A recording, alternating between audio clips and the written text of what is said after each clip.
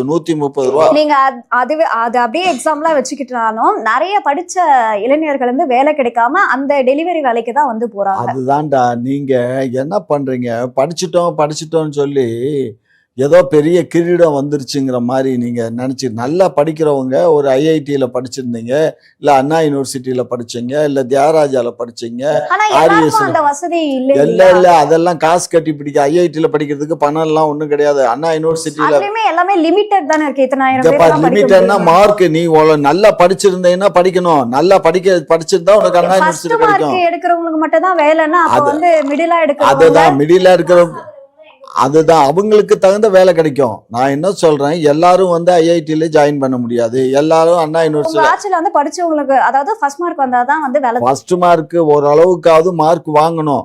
இல்ல 80% 90% வாங்கணும் கூட நிறைய பேர் வந்து அந்த வேலையில அதெல்லாம் 80% 90% வாங்கினவன் வந்து எல்லா வேலைக்கும் தயாரா இருக்கணும். நான் படிச்சுட்டேன், நான் இன்ஜினியரிங் படிச்சேன், எனக்கு இன்ஜினியரிங் ஜாப் தான் கிடைக்கணும் அப்படின்னா யூ கேன் வெயிட்.